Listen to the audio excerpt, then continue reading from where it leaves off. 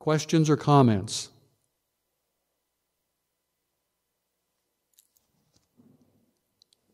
Yes, sir. You go to university campuses, is there a way to know when and where you're at a campus?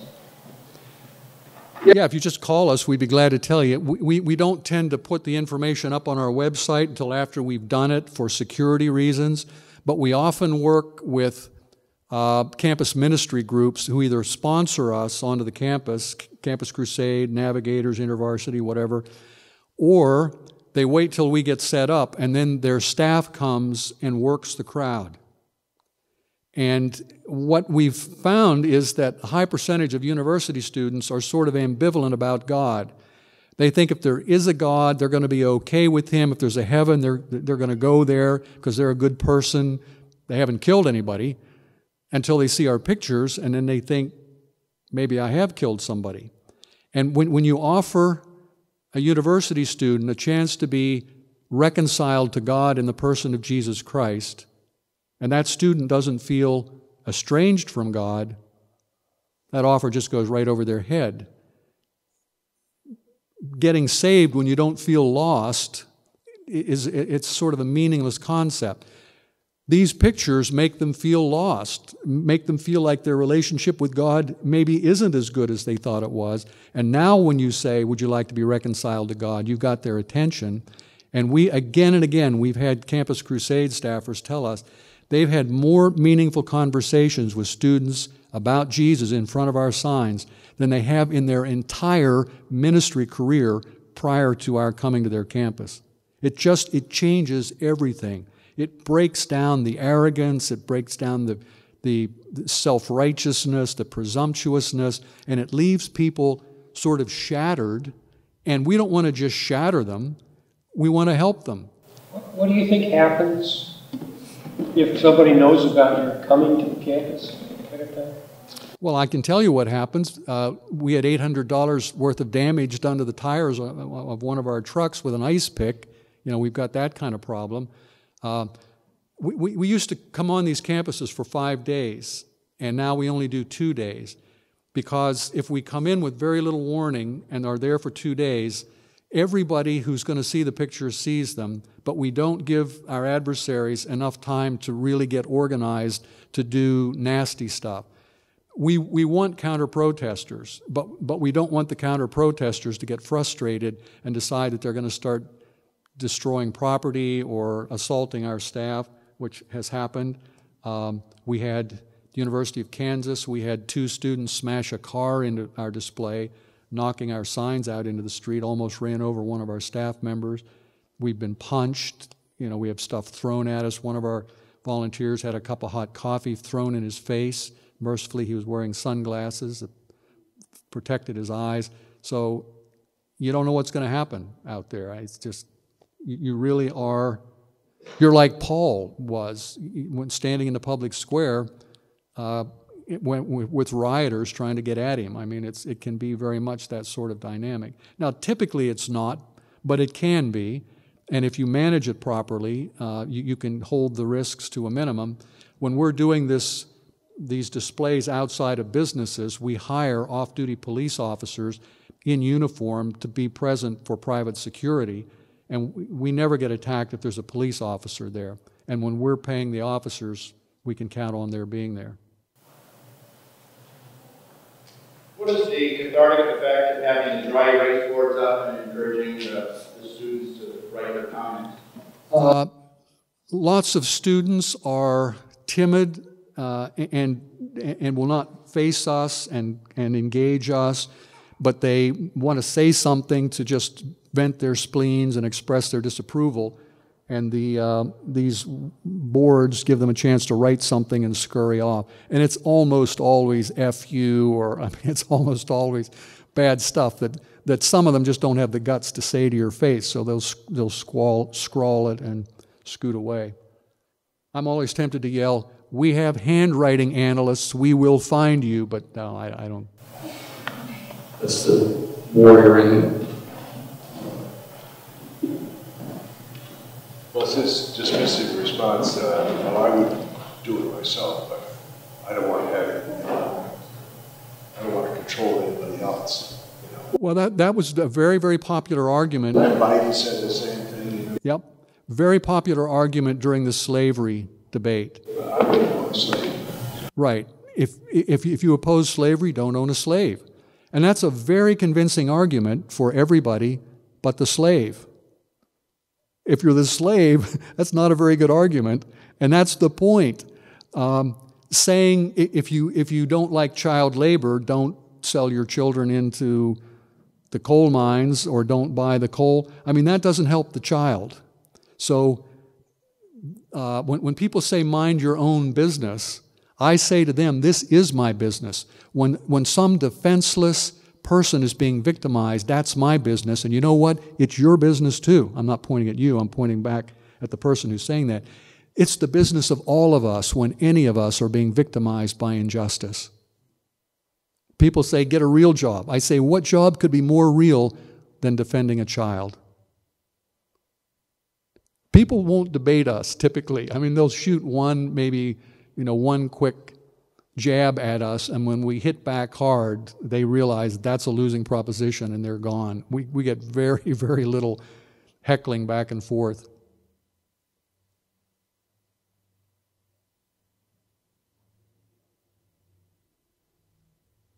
Isn't somebody upset by anything I've said?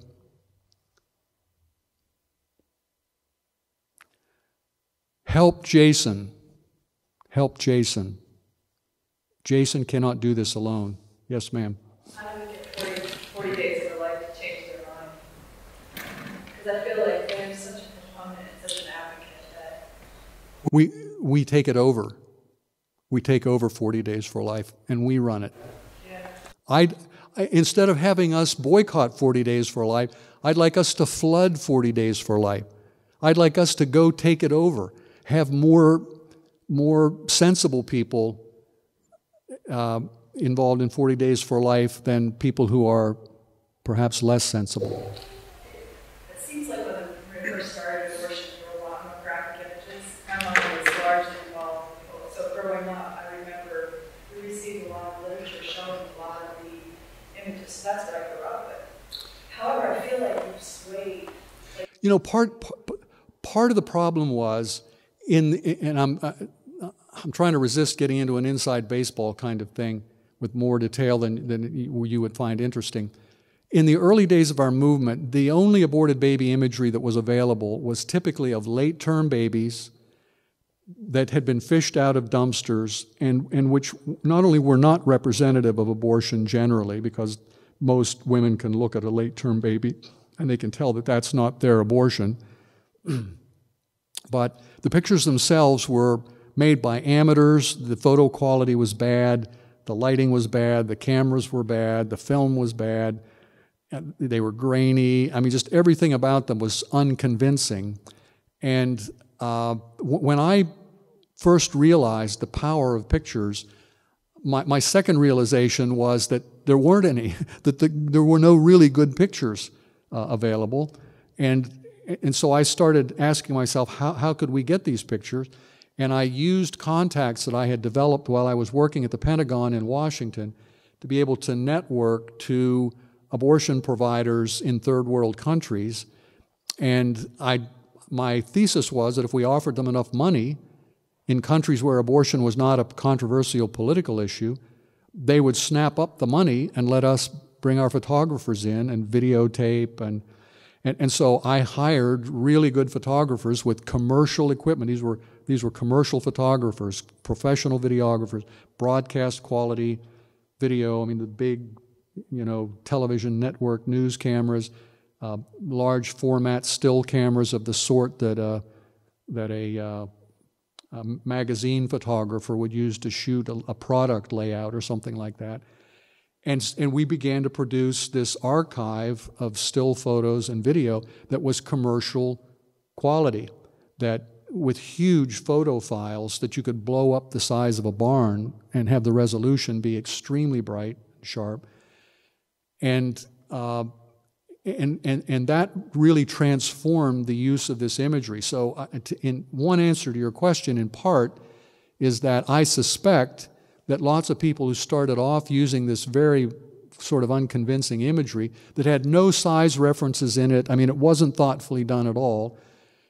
Thought this isn't working very well. You know, maybe the whole concept is flawed, and they didn't have any realistic alternative to this sort of not very effective imagery. So they just abandoned the idea because they thought, I'm out here. Everybody's getting angry at me for holding this picture up, and I'm not really changing many people's minds. You know, why am I doing this? And part of the problem was just it was bad imagery. And now that we're using really, really compelling imagery, we're seeing huge impacts on public opinion. And now it is worth getting people angry at you for it. So we haven't, it would have availed us little to have convinced the pro-life movement that we needed to use this imagery if we didn't have any imagery to use. So a big part of the contribution our organization has made globally, and I mean globally, because people come onto the internet. We get about 1 million visitors on our website per year, and they come from 145, 150 different countries, and a significant percentage of them are students doing reports, and they're downloading our pictures and our video, and it's activists saying, can you send us large photo file or large video file imagery here? And we have an FTP site that we load this stuff up on, and we let them download it, and they're using our stuff. I spoke in Romania last fall. Some guy came up to me and he said, I heard that an American was going to be here speaking. So he said, I showed up. But he said, I didn't know it would be you. And I said, me? How would you know who I am? And he said, oh, we use your stuff. We've used your stuff for years. We go on your website. My friends and I, we download it and we print out these brochures. We go through our town handing them out. We didn't even know this guy existed. And this is happening all over the world. So it's very powerful because we're equipping people who do get this, who do understand the power of the pictures. We're equipping them with the imagery they need to have a big impact on their own cultures. Now, can we have a big impact on the culture in Scottsdale, Phoenix, on and on and on? And I think we can. I think we can. Yes. Pictures from medical school, you have to get their authorization to use it. We don't get pictures from medical schools. We get pictures from abortion clinics. Greg, I was going to say that the abortion industry imposes security protocols on the disposition of embryonic and fetal remains that are like the way the intercontinental ballistic missile launch codes are protected by the Pentagon. You don't even get near the stuff in the United States. That's why we have to go to, overseas to get it and pay a lot of money. We have a huge amount of money invested in this imagery. Yes, sir. Greg, I was going to say that I agree with you that the photos and the method is much more effective to make societal change. At the same time, though, with like 40 Days for Life, for instance, I would caution that they're also within the movement. While it's not as effective, it is effective. Like just last night I was reading about how there's a period of time within the 40 days that those that are in the abortion industry that work in Planned Parenthood, they get annoyed with the people being there. And then as time goes on, like the third, fourth, fifth week, they start to soften to it. And people actually left the industry. And that was the impetus for me to actually be here today. I'm Catholic, I went to the Catholic Church and joined the group there. And everything, we're doing a baby bottle drive and other things like that, and took my wife and my son and everything and went out in front of the abortion clinic in Chandler. And what was nice was they weren't holding that sign. I held a couple crosses about this big, blue and pink. So I think that imagery, obviously, it's not as graphic, but I think people noticed it. Yeah, okay. Here's and the landlord's upset. Pollock, who owns half the East Valley, is upset with the people that are there, saying you can't even step on the dirt, that you have to make sure that you're on the sidewalk. Yeah, but please don't miss this point. I like 40 Days for Life. I like prayer. I think people standing in front of abortion clinics praying for 40 days, 39 days, 41 days, 60 days, pick your days. It's a great thing. But where did we get the idea that covering up, hiding, concealing what we're praying against is a good idea? It's a good thing that people come out of Planned Parenthood and want to talk. It's a better thing that women change their mind about killing their babies, and I'm the guy who is constantly being confronted by the day with women coming up to me with tears streaming down their cheeks saying, I would have killed my baby had I not seen your pictures. And women coming up to me trembling they're just racked with sobs, saying, where were these pictures when I needed them? I wouldn't have killed my baby if I would have seen these pictures. I'm very intense about this because this is real to me. I look into the faces of these women. I've looked into the faces of the babies they've delivered because they say they saw the pictures. That's not my argument. They said they would have killed their babies. So when I am talking to somebody from 40 days, I say, my friend, your argument isn't with me. It's with all these women who said, I would have killed my baby if I wouldn't have seen the pictures, or I would not have killed my baby if I would have seen the pictures. It's just not so. The idea that we have to stand out in front of these clinics praying and hide what it is we're praying against. I'm not saying everybody standing out there needs to hold the pictures, for heaven's sake, but I'm saying here are two things that would be wrong. It would be wrong for me to go to a 40 Days for Life prayer vigil with a big double armload of aborted baby photos and go through the crowd forcing pictures on people and saying, you aren't sincere if you don't hold these pictures, and God's not happy with you if you don't hold these pictures. But it's equally bad for 40 Days for Life organizers to go through that same crowd and try to take pictures away from people who are there to display them. Both of those approaches are wrong. We say, let people come and pray without pictures, if that's what God's leading them to do. Let people come and pray with pictures, if that's what God is leading them to do. Let's stop the 40 Days for Life Nazi stuff, where the 40 Days for Life organizers are sort of going through the crowd, with a bullhorn and a clipboard, looking for telltale signs of abortion pictures to drive those people away. That's a mistake. It's disrespectful, it's unhelpful, and it just doesn't make a lot of sense to me. I think there might be certain places where that happens, because I know in Tempe. It happens a lot. Yeah, when in Tempe, when we were there, people had photos too. There was actually photos as well. Happens a lot, and it shouldn't happen at all. And I called David B. Wright out publicly. David B. Wright could stop this. He could stop it with one memo by saying we're not going to tolerate this, and he won't do that. He won't do that. He's ratifying by his silence, and we've confronted him about this. He won't even meet with me. We've confronted him about the need for him to issue a clarification that 40 Days for Life does not have a policy on the use of photos. It's really up to the individual to decide whether they're going to pray with or without pictures. If he would do that, the controversy would go away. I'm not trying to make people use them. I'm asking him to not try to make people not use them. And he's allowing his organizers to coerce people and try to intimidate people into not using them. I just think that's wrong. Do you want to respond or no? I agree with you on that. All right, good. All right. I don't want to be seen as somebody who doesn't like 40 Days for Life. I love 40 Days for Life. I think they're wrong about this, and we're trying to change their minds. Yes, sir. Me? Yeah. So what you're saying is it's really simple, just show pictures, but how does this relate to your, big picture, big goal of political reform, and how does it work up to that? Martin Luther King, just to give you one example, wanted to pass two pieces of legislation that were sort of the centerpiece of his legislative agenda.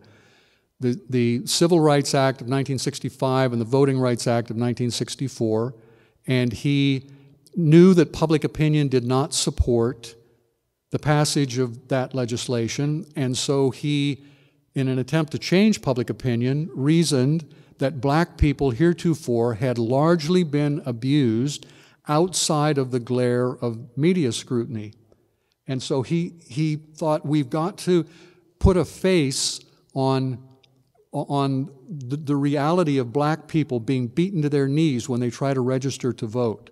When you say to white people in the North, black people are being beaten up when they try to register to vote, okay, that's not a good thing, but, and I as a white person don't like it, but it doesn't keep me awake at night. But when I've got to look at a picture, or worse, a film of black people who are trying to register to vote, being beaten to their knees, that's going to keep me awake at night. That's going to embarrass me. I'm not going to want that to be the face of my country internationally. I don't want people to think that's who we are in this country.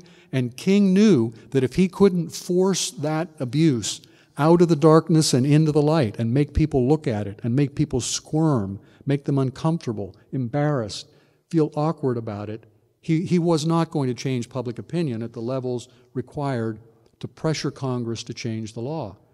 And this pattern repeats itself over and over again.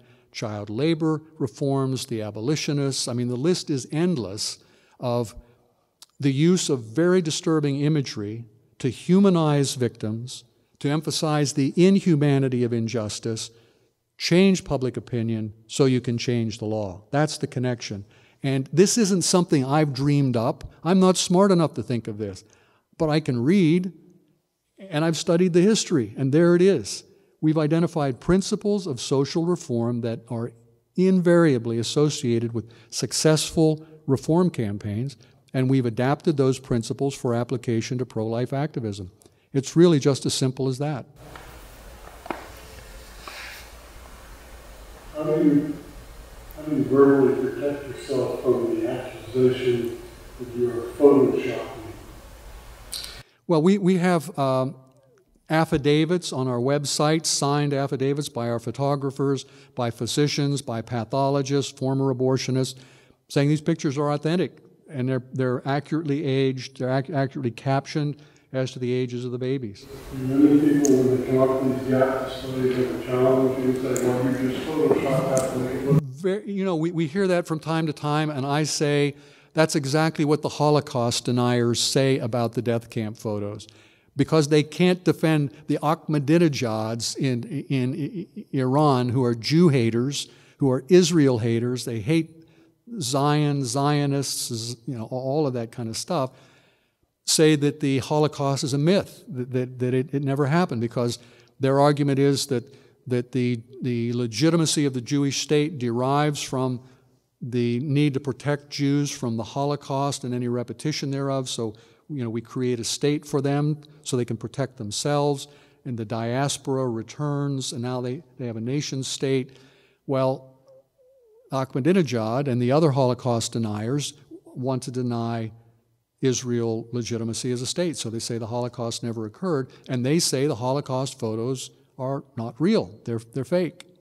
So, I mean, it's an old argument, and it's Ahmadinejad knows he can't defend the Holocaust, so he just says it never happened. The people who were defending slavery never defended slavery. They defended states' rights because they knew slavery was indefensible. Just as people today don't try to defend abortion, they defend the right to choose abortion. It's easy to defend a procedural right. It's tougher to defend a concrete injustice. Do you fear that at some point the government might intrude in the wrong way, as in trying to stop photos like this from being shown? I can better answer that question a week from Tuesday. Because if that election goes the wrong way, I can easily see that happening. Yes, sir. People get so enraged by a photo of a dead baby, but at the same time they don't admit that it's a dead baby. They say it's a fetus. So I'm wondering how you respond to that, because there seems to be a disconnect. You know, these pictures speak for themselves, and we find that when we hold the pictures up, we really have very, very few debates with people, because the pictures are just so compelling that somebody who is in such denial that they can stand in front of these pictures and still argue about this is not somebody whose mind you're likely to change with dialogue. But we try to be very patient with those people, particularly on university campuses, because angry students do come up to us. And I tell our staff, a week from now, these students are only going to remember two things. They're going to remember the picture, and they're going to remember how we treated them. If they see the picture every time they hear the word abortion for the rest of their lives, that picture is going to go off in their head like a bomb. And if we showed them the love of Christ, then we didn't make ourselves the issue. We didn't give them a chance to change the subject and reject our message because they were angry at us. So our goal is to show them the truth and show them the love of Christ, and very little that we say will be recalled by them a week later, a month later, whatever, but they'll never forget the pictures and they'll never forget how we treated them.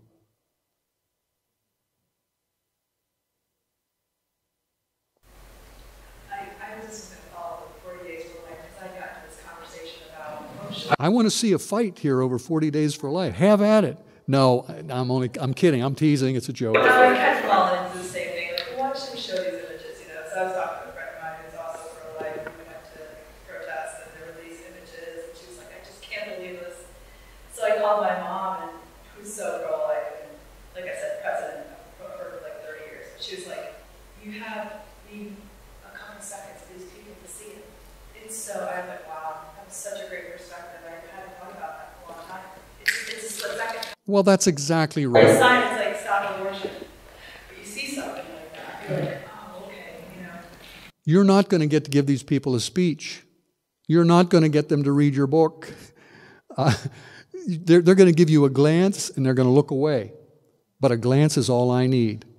Because you give me a glance and I've got that picture in your head and you're never going to get it out. And lots of angry students come back to us the second day after they've had a chance to process this, and they're not so angry anymore. And they're kind of clothed and in their right minds, and now they want to talk. And we had a kid, I showed you, well, I was going to say Oregon State. It was University of Oregon. I put up a picture a few minutes ago of University of Oregon campus display. We had a guy holding, you know, the bed sheets that were being held up. We got an email message from a young man who said, you have a picture on your website at the University of Oregon, and I'm in it. I'm one of the guys holding that bed sheet, and I'm writing to tell you I apologize. He said, I was wrong.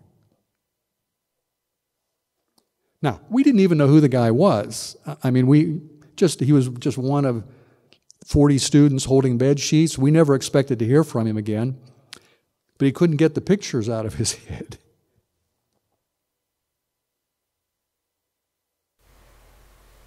You guys sponsor boycotts too? I'm sorry? Sponsor boycotts or writing campaigns and things like that as well?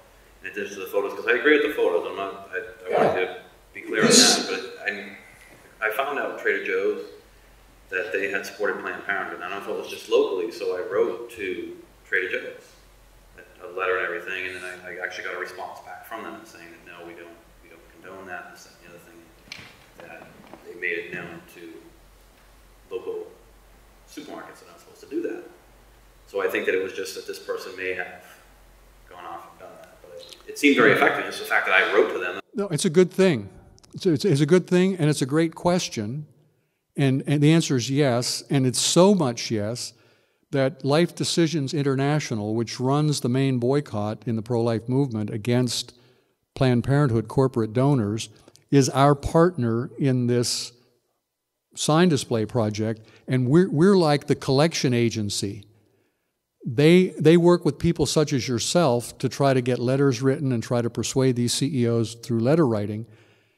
And Trader Joe's dodged the bullet because we were preparing to, we were actually in the process of organizing Trader Joe's signs. I had designed Trader Joe's picket signs when they decided that they weren't going to continue to give money to Planned Parenthood.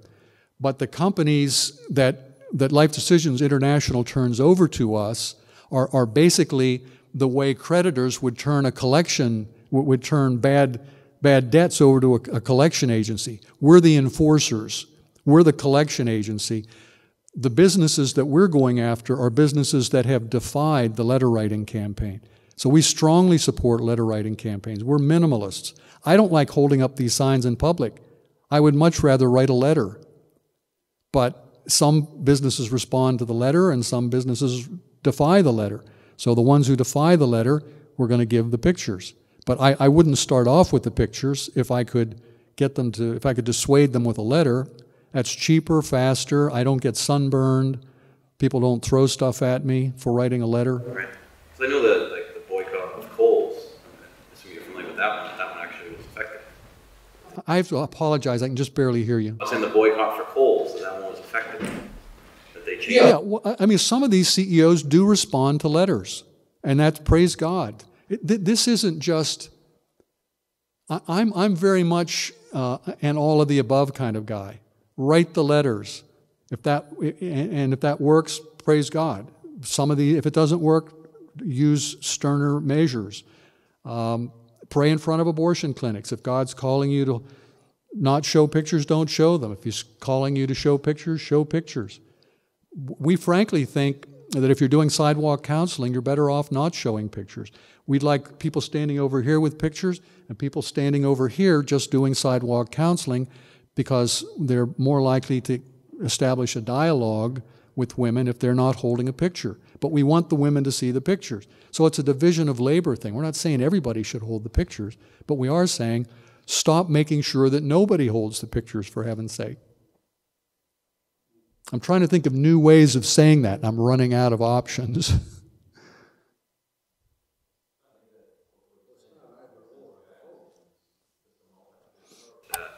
The more that those pictures get out there, that makes the letter writing of the boycotts even more effective. Good point. When everybody sees all of that, then the corporations go, wait a minute, this happened to Marriott, this happened to Kohl's, Trader Joe's, all these different companies like that. As long as you continue to show the photos, that they realize they don't want that to happen to them, as people bombarding them with letters and things too, coupled with the photos. Yeah, it's a great point. So it's a great point. Any other questions or comments?